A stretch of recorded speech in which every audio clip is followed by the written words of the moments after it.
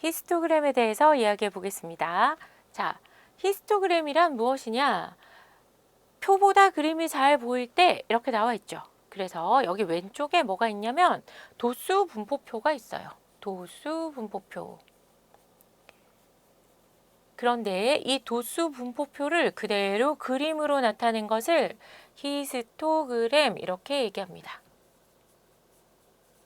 자, 봅시다. 도수 분포표는 어떻게 됐냐면 구간을 나눠야 되죠.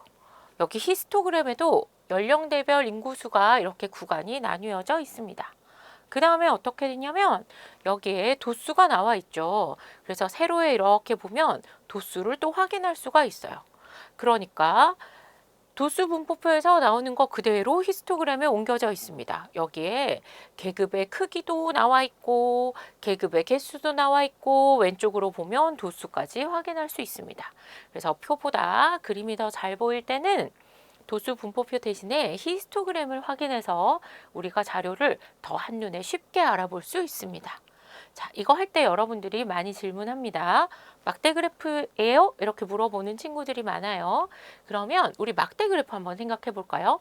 좋아하는 과일의 학생 수 이런 거 조사했을 때 사과 좋아하는 사람 2명, 배 좋아하는 사람 4명, 수박 좋아하는 사람 6명 이렇게 손들어서 우리 표 그렸잖아요.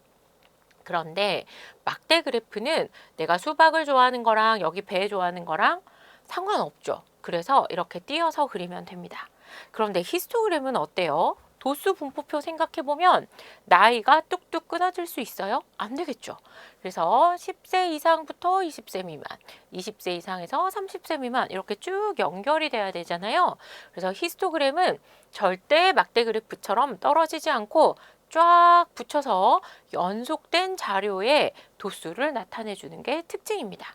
그래서 여러분들이 보고 막대 그래프다 생각하지 말고 이 그림은 히스토그램이다 이렇게 정확하게 기억을 해주셔야 됩니다.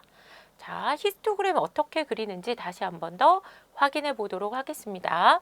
히스토그램이란 도수 분포표에서 각 계급을 가로축에 그 계급의 도수를 세로축에 표시하여 직사각형으로 나타낸 그림을 우리는 히스토그램 이렇게 이야기합니다. 그리는 방법은 가로축에는 각 계급의 양끝값, 가로축에 계급이 온다는 걸 꼭 기억하셔야 됩니다. 세로축에는 도수를 차례로 나타내면 됩니다. 각 계급의 크기를 가로, 그 도수를 세로로 하는 직사각형을 차례로 그려주면 됩니다. 자, 다시 한번 확인을 해볼까요? 가로에 뭐가 나오냐면 각 계급의 크기. 그러면 1에서 1시간 이상, 2시간 미만이니까 계급의 크기는 1이 되겠죠. 그래서 가로를 1로 하고 그 다음에 세로에는 도수를 세로로 하는 직사각형을 이렇게 차례로 그려주면 됩니다. 자, 히스토그램의 특징은 뭐냐면 도수의 분포 상태를 한눈에 쉽게 알아볼 수 있어요. 그림이니까 숫자보다 눈에 더 잘 들어오게 되겠죠. 그다음에 각 직사각형의 넓이는 각 계급의 도수에 정비례하는 걸 알 수 있어요.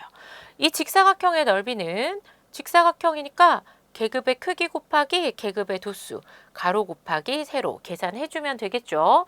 그러니까 이 직사각형의 넓이는 도수에 정비례하는 걸 확인할 수 있습니다.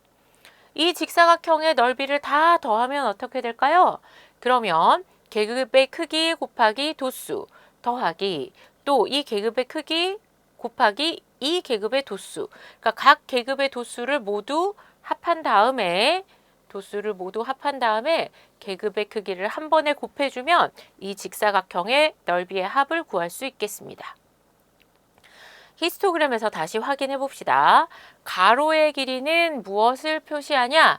계급의 크기를 나타냅니다. 세로의 길이는 각 계급의 도수를 표시할 수 있습니다. 그래서 히스토그램에서 직사각형의 넓이를 구할 때 가로와 세로의 단위가 지금 다르죠. 가로는 시간이고 세로는 명이기 때문에 넓이의 단위를 쓰지 않고 수로만 표시합니다. 자, 문제를 통해서 우리가 좀 더 자세히 알아보겠습니다. 다음은 주안의 반 학생 25명이 한 달 동안 받은 용돈을 조사하여 나타낸 도수 분포표입니다. 도수 분포표를 이용하여 히스토그램을 그리시오. 자, 히스토그램은 직사각형으로 나타낼 건데요. 가로축에는 무엇을 나타내야 되냐? 각 계급의 크기를 나타내야 되겠죠. 그래서 용돈이 10,000원 이상 20,000원 미만이니까 각 계급의 크기가 1인 걸 알 수 있어요. 그래서 1, 가로는 1이에요. 그 다음에 학생 수 2명이니까 세로가 2인 직사각형을 이렇게 그려주면 됩니다. 자, 그 다음에 두 번째는요. 학생 수가 7인 직사각형을 이렇게 그려주면 되겠죠. 그 다음에는 도수가 9인 직사각형을 이렇게 그려줍니다. 그 다음 여기에는 도수가 5인 직사각형을 그려줘요. 그 다음에 용돈을 50,000원 이상 60,000원 미만 받는 친구도 2명이 있으니 이렇게 도수 분포표를 이용해서 히스토그램을 그려주면 되겠습니다. 2번 오른쪽 그림은 하루내 중학교 선생님들의 나이를 조사하여 나타낸 히스토그램이다. 도수가 가장 큰 계급의 직사각형의 넓이를 구하시오. 도수가 가장 큰 계급 살펴보니까 이 계급이죠. 뭐라고 읽어줄까요? 그렇죠. 35세 이상, 40세 미만인 계급.